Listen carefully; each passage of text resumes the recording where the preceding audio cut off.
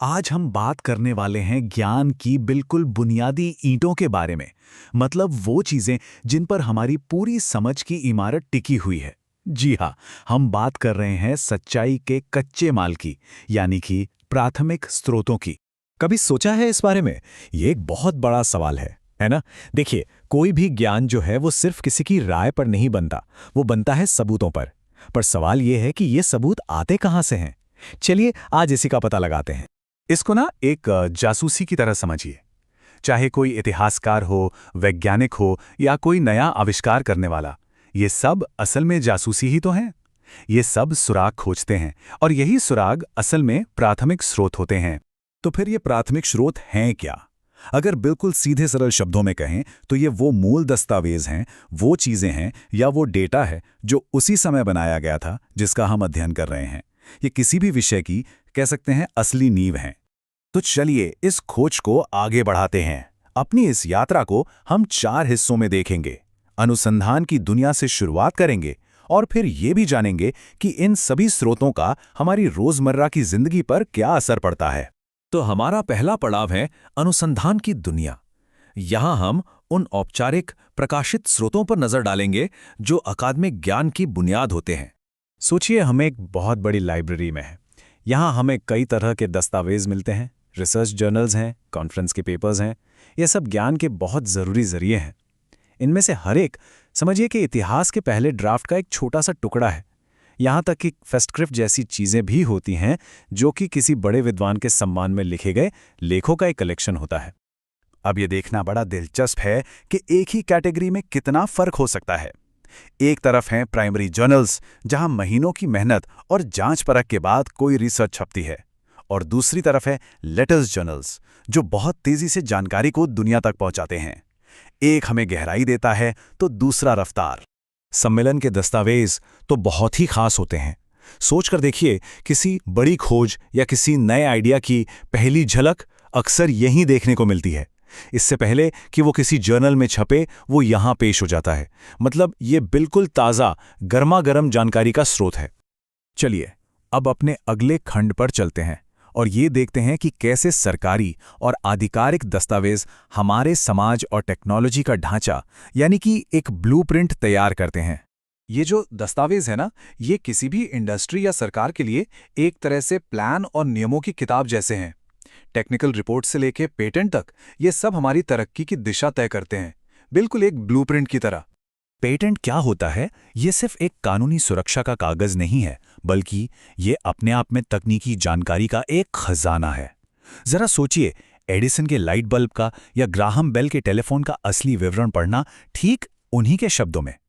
ये पेटेंट्स हमें वो मौका देते हैं। और यहां हम देख सकते हैं कि एक पेटेंट किन हिस्सों से मिलकर बनता है।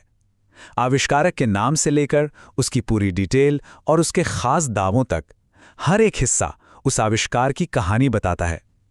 यही चीजें साबित करती हैं कि कोई आविष्कार नया और अनोखा क्यों है। और ये टेबल तो कमाल की है।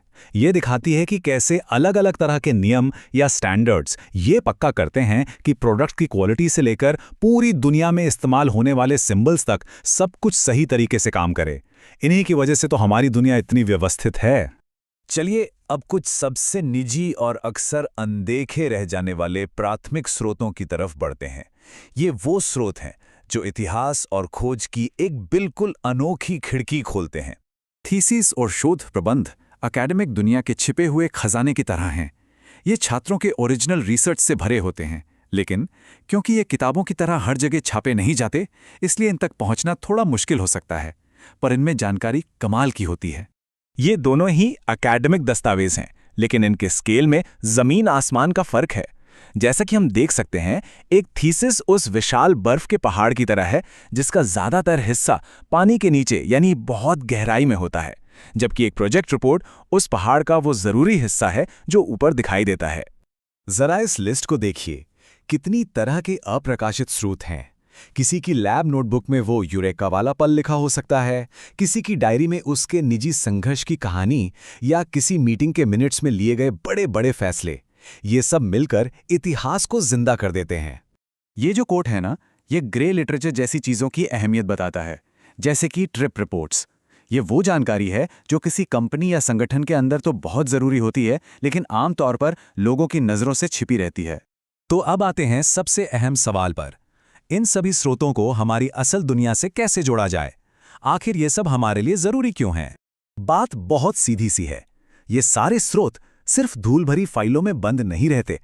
ये हमारी रोज़ की ज़िंदगी को बनाते हैं, उसे आकार देते हैं। आज हम जिस टेक्नोलॉजी का इस्तेमाल करते हैं, जो नियम हमारे समाज को चलाते हैं और जो स्टैंडर्ड्स हमारी सुरक्षा पक्की करते हैं, उन सब की जड़ें इन्हीं प्राथमिक स्रोतों में हैं। व्यापार साहित्य ये एक ऐसा प्राथमिक स्रोत है जिससे हम सब शायद रोज ही रूबरू होते हैं। ये सिर्फ विज्ञापन नहीं है, ये हमें नई चीज़ों के बारे में बताता है, फैसले लेने में हमारी मदद करता है और तो और समय के साथ किसी प्रोडक्ट या कंपनी के विकास की पूरी कहानी भी बयान करता है। और बस यही बात हमें इस आखिरी और सोचने पर मजबूर करने वाले सवाल पर ले आती है। आज, अभी, इसी पल जो कुछ भी हो रहा है, हर सोशल मीडिया पोस्ट, हर साइंटिफिक डेटा, हर ऑनलाइन मीटिंग का रिकॉर्ड, ये सब आने वाले कल के इतिहासकारों के लिए एक प्राथमिक स्रोत बन रहा है। हम हर पल इतिहास बना रहे हैं।